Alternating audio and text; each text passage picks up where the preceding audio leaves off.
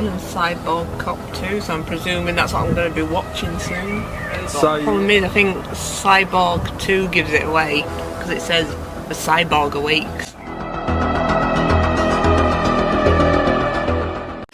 Right, Cyborg Cop 2.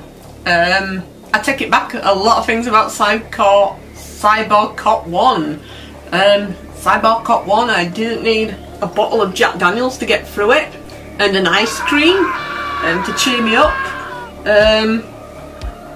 Even though it's completely action-packed, way more than the first one, it is so boring. It's bad, but not in a good way like the first one. I mean, the first one, you've got John Davis, who makes a very memorable baddie. In this one,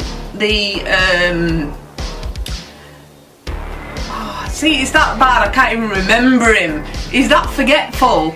Jesse Starkraven. Starkraven, Jesse. Today Starkraven killed Mike. Where's Starkraven? For a man named Starkraven. Mr. Starkraven demanded information about Jesse Starkraven. Said Ryan. My name is Starkraven, doesn't ring any bells. Does the name Harlan Starkraven ring a bell?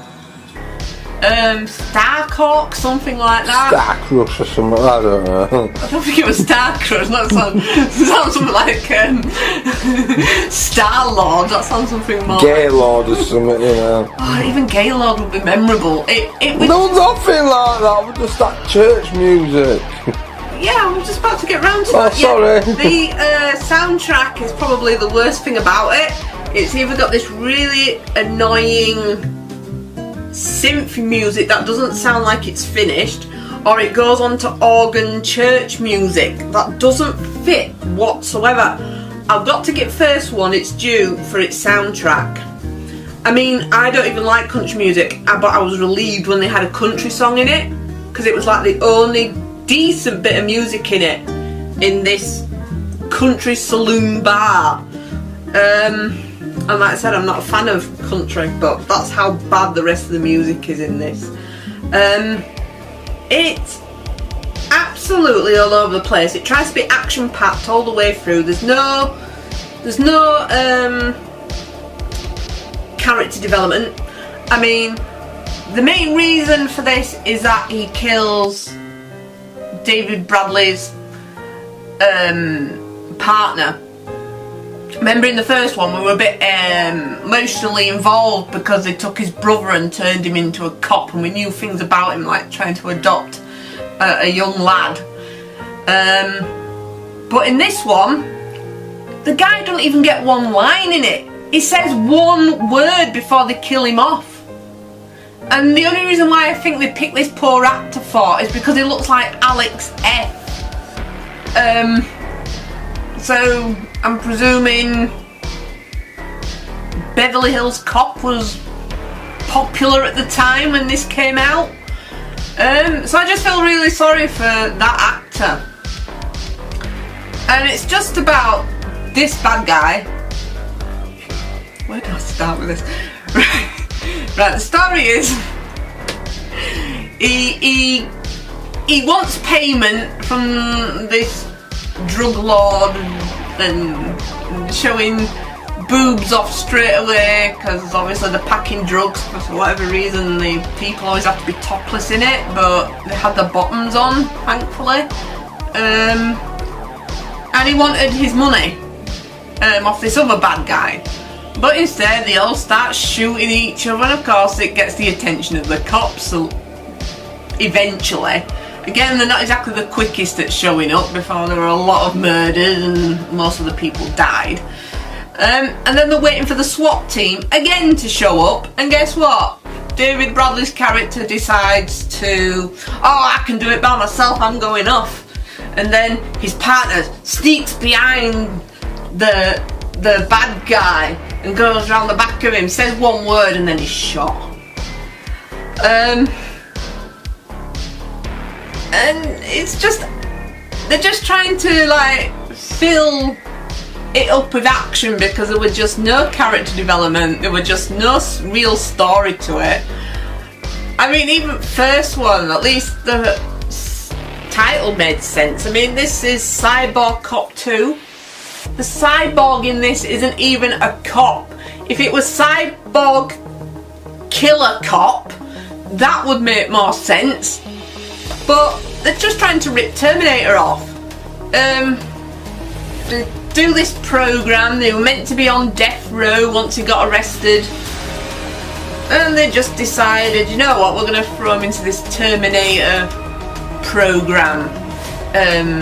Get him turned into a cyborg. And guess what? They rebel and they decide to make all mankind cyborgs. Even some of the scenes in it, I was half expecting Judgment Day talk to come in it and Sarah Connor coming in. But we did have John Connor in it. We had a lad in it at a petrol station with exactly the same hairdo and the same type of clothes, so I could tell Terminator 2 was definitely around when this was out. And they decided, you know what, just like with the first one, we can make it worse. And David Bradley's character, a lot of people could have avoided being killed if he just speeded up, but no, he just wanted to look cool on his bike or look cool welding a cyborg to a table. He was just so slow in everything. It's like, please just get on with it. And despite all the action, all the explosions in it, I was bored to tears with this movie. I just wanted it to end. At least the other one, it had decent pacing, and I'll take it back about the acting. I mean, at least John Davis does put a decent performance in and becomes a very memorable villain. This villain I don't care about. The other villain he went to go and collect money off I didn't care about. And it was that bad. I wasn't even really bothered that they kidnapped the kid. It was just like, please just let this film be over. So, only thing I can say about this one is, don't watch it. The other one I recommended because it's so bad it was good. This is just bad and boring.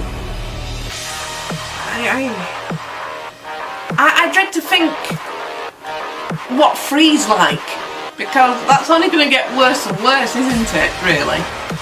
Even the title doesn't make sense anymore. I mean, I'll give it to them, they did a little bit better with the special 3D effects. I mean, in some parts you can tell you're just wearing a t-shirt with lots of bits stuck on. But I think I preferred the charm of the lower budget one of the first. At least it knew what kind of movie it was. This one, you had a sense that the director was thinking he was going to make it into a serious franchise or something. And it ended up losing out on the usual funny B-movie charm the first one had. But it's not an A-class movie either. It was just dull.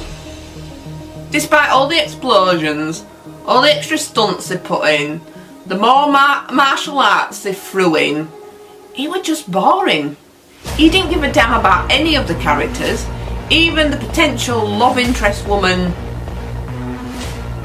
You really didn't care because she created this mess.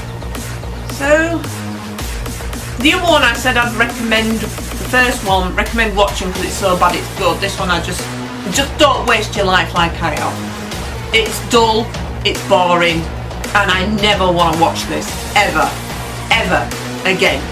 So please, brother, take this back to your place. This is absolute garbage. And please pick something better for me next time, please. Please. Something where I don't have to drink Jack Daniels to get through it. Even though most of the time I'm teetotal. It's just that bad.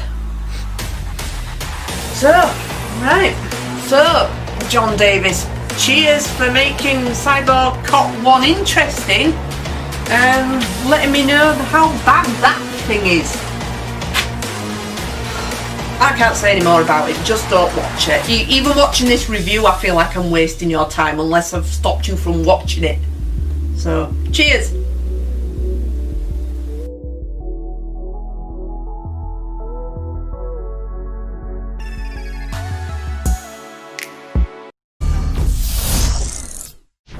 Bye, have a great time. Hi, Mel, it's the duck.